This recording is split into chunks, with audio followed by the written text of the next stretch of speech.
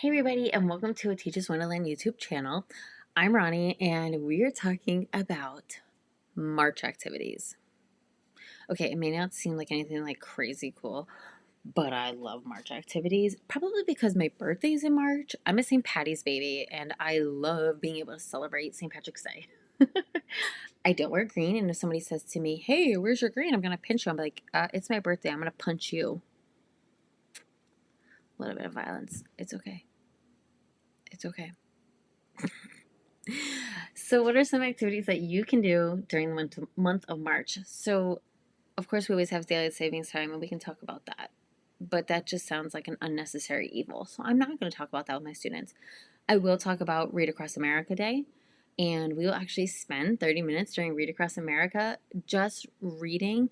And wouldn't it be cool, just thinking this out loud? And if you have an answer to this, I would love it. What if we could all like log in and read together and be like, hey, I'm reading from California. I'm reading from here. I'm reading from here.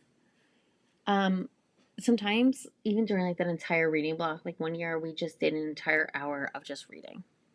How cool, right? I love it. It's just amazing.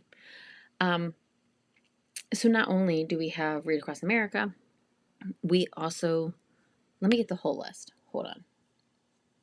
Okay, so on March 3rd, we have World Wildlife Day. We have on March 8th, International Women's Day. We have March 14th is going to be Pi Day. March 17th, St. Patrick's Day. We have March 20th is the spring equinox. And then we have on March 21st, World Poetry Day. And the 31st is Cesar Chavez Day. So lots of cool stuff going on in March. And of course, you know, St. Patrick's Day. In April, it's kind of where you get a little bit more springy. I don't feel like March has a lot of spring in it. I feel like it's a lot of green. Maybe that's just me. So there are always things that you can do in March, and knowing what you can do is so much fun because if you don't know, then. Okay, first thing is you can always use a March skill pack. So unfortunately, March usually means for me that we are about to start testing. I don't know about you guys, but that means like testing season is here. And we need to practice some skills. So we will actually use some different types of March activities, a skill pack. Let me show you some other ones that we use. I'm just going to pop them in here for you guys to see. This one is actually super fun because there's little rainbows everywhere and little leprechauns, sorry. But then they're also able to practice old skills like adding and subtracting decimals. They can round decimals. They can use time, partial products, dividing decimals, subtracting decimals, partial quotients, dividing fractions, comparing decimals, converting metric, and multiplying decimals. But it's also done in a really cute way because we're using it as St. Patrick's. So this is one of the pages. Another one of the pages, here's the other two.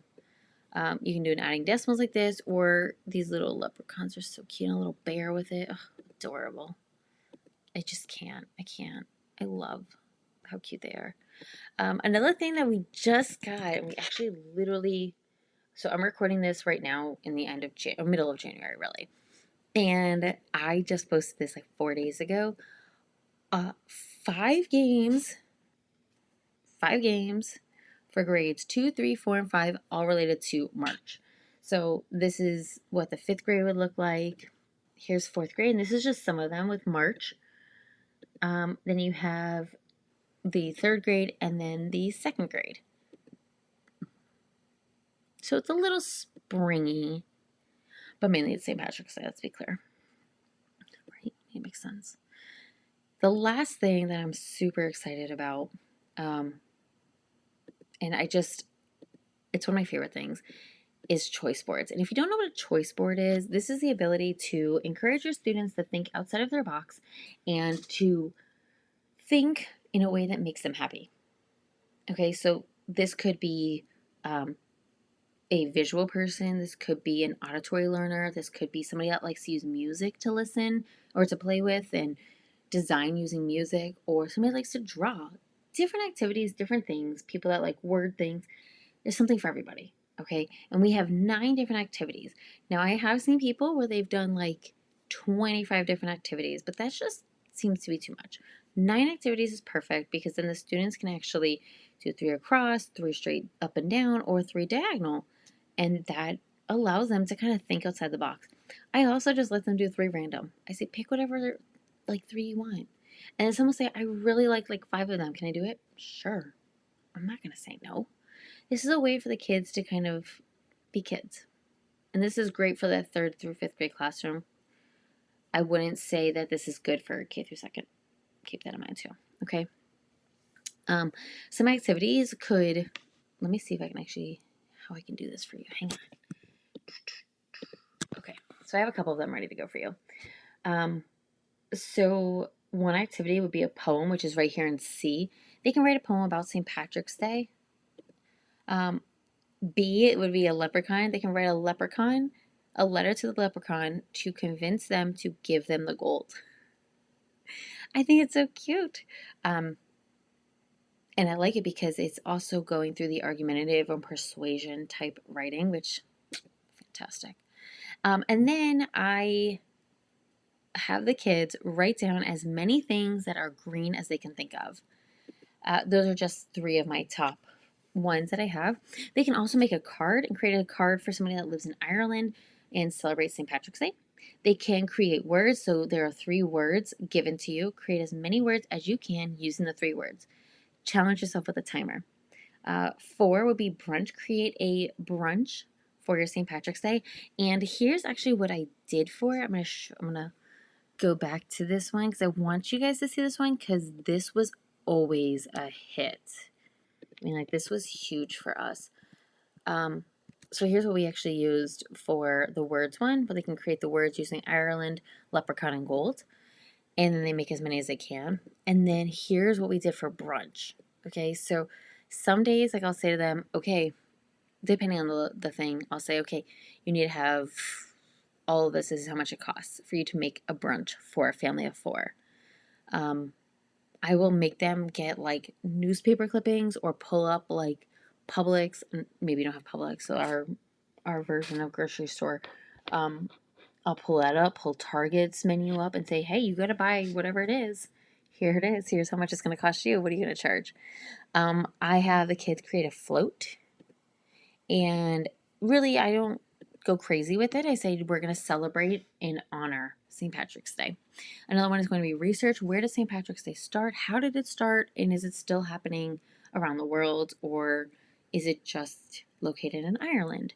And then we have the artistic one. This one really is a hit. I will tell you, when you're doing this one, be careful because they don't know how to draw the shamrocks all the time. So if you are going to use this one, cool, great, love it. But you might want to give them like a stencil or something to look at to draw it because sometimes it might look like a tush. I learned that. I have them draw 25 different types. So you can say, okay, I want 25 different colors. I want 25 different sizes. I want 25 different designs. Whatever you want. I mean, it's their representation. I had one girl one year that there were 24 students plus me, so it was 25 in the classroom. And she went around to every single person and said, what kind of design do you want? It took her, I want to say, it took time. Like, she went through recess and she went up to kids and like, hey, what is your design? And she would write it down. I was like, that's amazing. And it was really cool. And we actually ended up using it as a relationship builder in the classroom. And when we had the whole year, like, we actually had it up to the last day of school on my bulletin board. And even the following year, that was like one of the first things I put back up to show that we were a family. It was pretty cool. So these are just some cool, quick ideas that you can use in your grades 3 through 5 elementary classroom for March. And I know that sometimes, unfortunately, we don't have all that time because, let's be honest, right? I mean, we have to teach and you can't just stop when it comes to testing season. So these are great ways to sneak it in and add a little flair to your classroom without really adding more onto your plate. Hope these helped, and I can't wait to see what you guys do for St. Patrick's Day.